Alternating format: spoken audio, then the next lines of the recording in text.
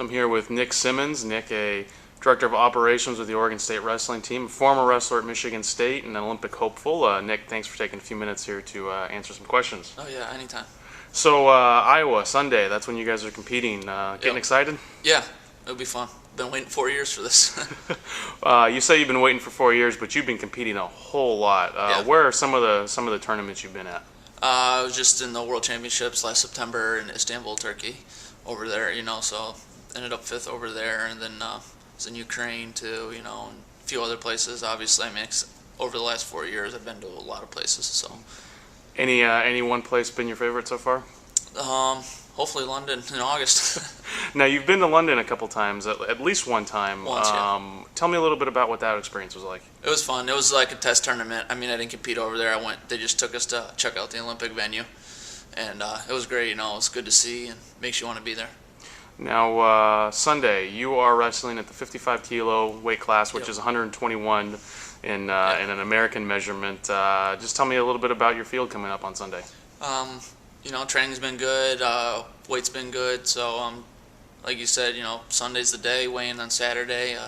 Coming in as the top seed. So, just gotta wrestle and show up. All right, so now you and Chad are leaving, I assume, on the same day. Yeah. Tell us a little bit about your itinerary and what it's going to be like once you get to Iowa. Yeah, we all leave Thursday. The whole staff. Everyone's going to support Chad and I, obviously, and they're our coaches too. So we all leave we're all leaving together Thursday. Get a workout in before I leave. Light workout on Friday. Make weight on Saturday and get ready to kick some butt on Sunday. You mentioned the coaching staff. Tell me a little bit about how supportive they've been in your and Chad's and just really everybody else's quest to go to London. Well, they're great. Obviously, that was the main reason I moved out here in the first place. Just their knowledge of the sport in general and their understanding of what you want to do. This has been a childhood dream, and they embrace it, and they're there with you every step of the way. Now, you're pretty big time wrestler at Michigan State. You're in the college wrestling is a little different than Yeah. freestyle, what you'll be competing in when you go to Iowa. Tell us just maybe a little bit some of the differences for those who don't know what the difference is between college and freestyle. Just rules in general. Wrestling's wrestling, but there's rules and scoring is different, obviously. So, but it doesn't play a big factor for me. You just go out there and wrestle. But all the scoring points are different, and there's 3 periods, and you got to win 2 out of 3 periods instead of a cumulative score. After every period, each match goes back to 0.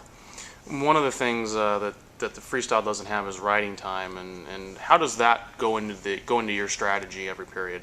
Does it affect you without having riding time? No, it don't affect me. I just go out there looking to score points and get a takedown and get a turn, and then then you can come right back up. So it's really not a factor, like you said. So, but I just go out there looking to dominate either way. So in other words, kind of the way you look at this when you're going into Sunday's matchups is if I wrestle the way I'm supposed to wrestle, the rest will take care of itself. Correct. Yeah, for sure. Okay. I go out there and wrestle. The only good things will happen. You've been competing here at the Northwest Training Center for a little while now. You've got guys like Izzy Silva and Heinrich Barnes have been out here along with Chad, who's using his Yep. Olympic redshirt year. How nice has it been to have facilities like this here at Oregon State and to be able to train year-round? Oh, it's great. Like you said, those other guys too. It's great having them around. Just the atmosphere. I got the Oregon State team, obviously, and then these guys are like my team.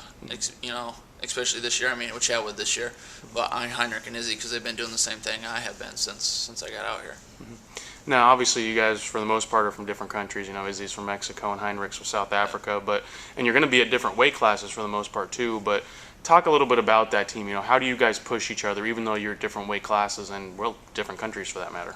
Oh, just there for each other. We train with each other here. Me and Heinrich can wrestle with each other. We're close enough in weight where we can still work out. But even overseas, it's good. We all wrestle on separate days. It worked out at World Championships, so we're able to be there for each other too as well. We're always around and helping each other out, whatever needs to be done. Mm-hmm. Now, you saw firsthand the evolution of the Oregon State program for the last 3 or 4 years now, and obviously this last season was perhaps the best since Coach Jim Zaleski's been here. What was it about this year's team that made everything so successful? Just everyone believes that where we can be as a team. They bought in the system, bought in what the coaches are saying and what they've been saying since they've been here.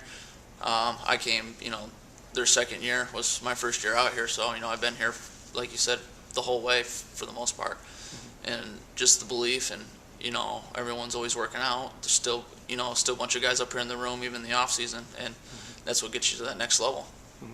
Now, obviously, the Summer Olympics are another 4 years after this one, but you got guys who might be in the same position that you're going to be at this time down that road, and you'll probably still hopefully be in the position as well. But for guys who are in the college level who are looking at the Olympics as something that they really want to do, what kind of advice do you give them? You just got to be selfish to do it. I mean, you come first a lot of the times. I mean, there's times when it doesn't, but most of the time it's about you for right now. I mean, if that's your dream. Obviously, I mean, there's got to be some form of dedication because you're no longer in school, you're no longer in classes, so you don't have that aspect to it too. I mean, how do you grind it out every day? I mean, obviously the Olympics is the goal, but you've got sometimes 2 or 3 years where you've got to just train knowing that goal is that far down the road. I mean, how do you push yourself?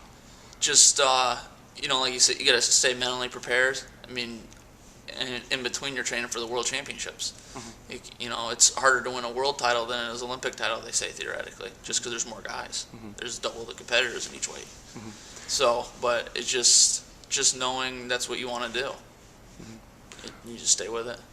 All right, Nick, I appreciate you taking some time out to talk to us, and obviously good luck on Iowa on Sunday. And for everybody who's interested, check out OSUBeavers.com, and we'll have updates throughout the day and see how these guys do in their preparation for Olympics. Thanks. Thank you, Nick.